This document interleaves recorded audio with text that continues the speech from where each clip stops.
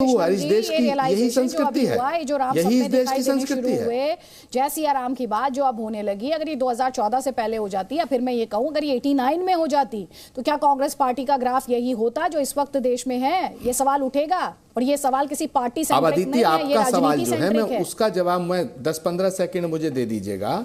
मैं अदिति आपके सवाल का जवाब देना चाहता हूं कि ये जो मसला है, ये जो प्रॉब्लम्स है जिसकी वजह से बीजेपी को प्रॉब्लम हो रही है, बीजेपी को प्रॉब्लम इसलिए हो रही है कि इन्होंने हिंदू धर्म के नाम पर सत्ता बनाई और हिंदुओं को बेवकूफ़ बनाया। अब अगर कोई धर्म के नज़दीक जाता है, कोई हिंदू धर्म की बात करता है, कोई भगवान राम की बात करता है, राम के रास्ते पे चलने की बात करता है, तो इन्हें ऐसा लगता है जैसे आपकी जो आपकी पूंजी है इसमें कोई सेंध लगाने को आ रहा। अरे भैया, भारत इतना बड़ा देश है, इसमें कितने धर्मों के लोग हैं और कितने विभिन्न भाषाओं के लोग हैं।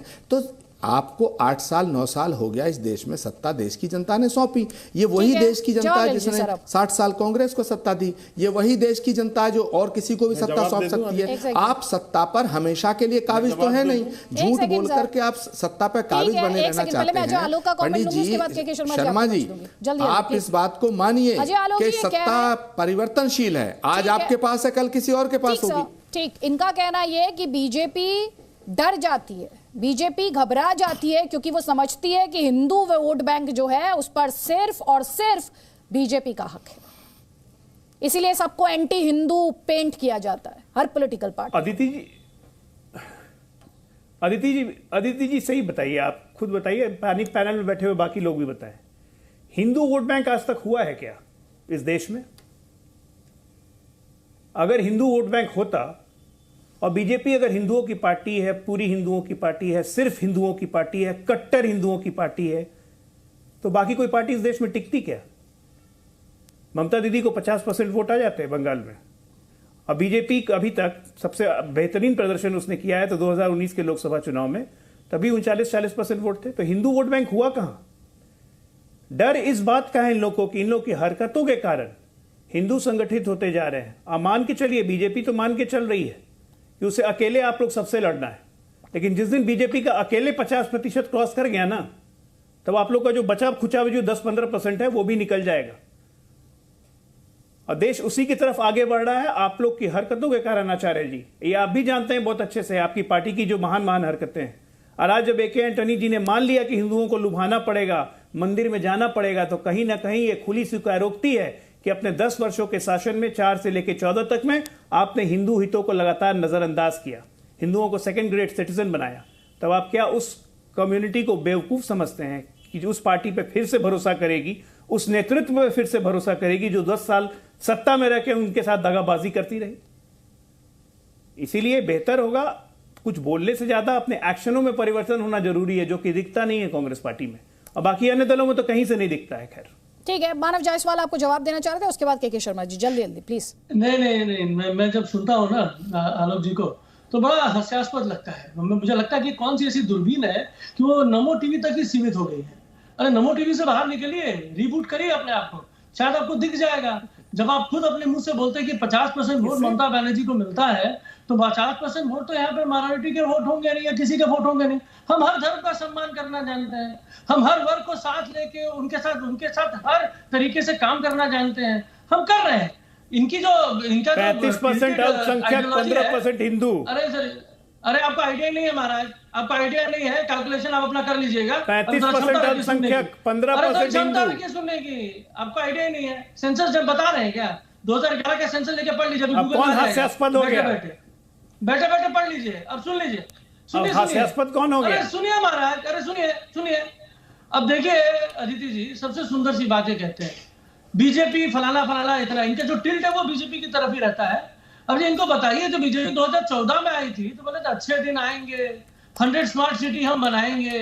2019 में आते आते एनडीए जो था वो और प्रखर हो गया, और आज एनडीए के बदौलत बीजेपी आई है। बीजेपी अकेले नहीं आई है और क्षमता नहीं है अकेले लड़ने की, उनको हर एक पार्टियों की जरूरत है। और सुन लीजिए, ED, CBI, election commission, supreme court, हद तक मीडिया, इसको दिखा के आप एक तरफ काबिज कर सकते हैं। ये देखिए सुप्रीम कोर्ट भी चले गए, 400 रुपए सिलेंडर सुप्रीम कोर्ट पे भी चले गए है ना। अरे भैया आप चले जाइए, हम सब जगह जाएंगे। जहां जहां आप पहुंचेंगे उससे ज्यादा जगह पहुंचेंगे। और सुन लीजिए, सुप्रीम कोर्ट पे भी चलेगा। 1200 होता है ना, तो वही पब्लिक आपको आईना दिखाएगी। जब 50-55 हजार का स्कूटी 1 लाख के ऊपर बच्चे को खरीदना पड़ता है, तो वही आईना दिखाएगी। आप मुद्दा छोड़ के कहाँ चले गए? तो पश्चिम बंगाल को अलग देश बना के मुहर्रम के जुलूस को लेकर, दुर्गा पूजा पर विसर्जन को लेकर विवाद कहाँ रहा, किस राज्य में रहा, कोर्ट कहाँ पर, कोर्ट ने तल्ख टिप्पणी की। और अब जायसवाल जी, ये बहुत आसान होता है कि एकदम से टॉपिक आप चेंज कर दें जब सवाल आपसे पूछे जाने लगे। भाई ममता बनर्जी, अभी थोड़ी देर पहले आप कह रहे थे कि कैमरा देखकर करते हैं नरेंद्र मोदी। भाई ऐसी तस्वीरें हमने राहुल गांधी की भी देखी, ऐसी तस्वीरें हमने ममता बनर्जी की भी देखी। अभी थोड़ी देर पहले कह रहे थे ना अब्दुल मन्नान चंडी पाठ को लेकर। अब आप बोलते रहेंगे, सुनेंगे नहीं, अब आप सुनेंगे नहीं, कोई बात नहीं। सुनिए, इस बीच रविशंकर प्रसाद ने कांग्रेस पर पलटवार किया है। वो कह रहे हैं कि कांग्रेस पार्टी भगवान राम का अपमान कब तक करती रहेगी। साथ ही उन्होंने कहा कि कांग्रेस में तो परिवार सबसे पहले है और देवी देवताओं का अपमान कांग्रेस की फितरत है। कांग्रेस पार्टी परिवार से बाहर नहीं आएगी। इसलिए तो क्या कहा हमारे सलमान खुर्शीद ने कि प्रभु राम आ रहे हैं राहुल गांधी, और हम लोग भरत का खड़ाऊ लेके बैठे हैं। इतनी शर्मिंदगी, मतलब प्रभु राम के साथ कितना मजाक करेंगे आप लोग। ये वही श्रीमान खुर्शीद हैं जिन्होंने पहले किताब लिखी थी तो सनातन धर्म का अपमान किया था। तो हिंदू देवी देवताओं का अपमान करना, बार बार करना कांग्रेस की फितरत होगी। तो कांग्रेस पार्टी पर अपमान का आरोप यहां पर रविशंकर प्रसाद लगा रहे हैं। आचार्य प्रमोद कृष्णम,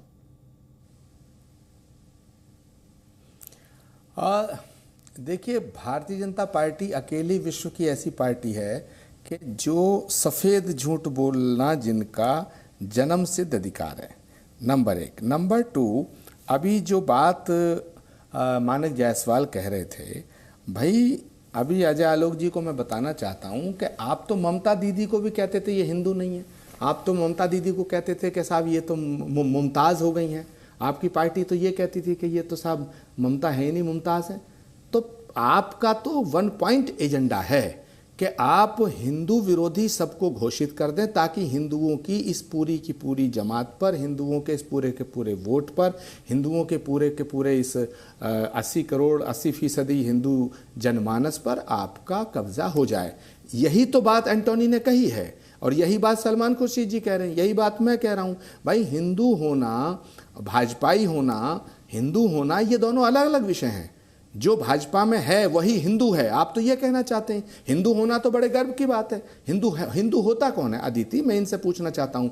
क्षमा का नाम हिंदुत्व है, दया का नाम हिंदुत्व है, करुणा का नाम हिंदुत्व है, त्याग तपस्या बलिदान का नाम हिंदुत्व है, प्रेम और सद्भावना का नाम हिंदुत्व है। किसी एक निहत्ते आदमी को पीट पीट के मार डालने का नाम हिंदुत्व नहीं है। किसी के दिल को दुखाने का नाम हिंदुत्व नहीं है। मुसलमानों को गाली देने का नाम हिंदुत्व नहीं है। लेकिन आप वोट बैंक के चक्कर में, सत्ता के चक्कर में आपने सब ये कुकर्म किए, ये गुनाह किए। अब आपको सत्ता जाती हुई दिखाई दे रही है।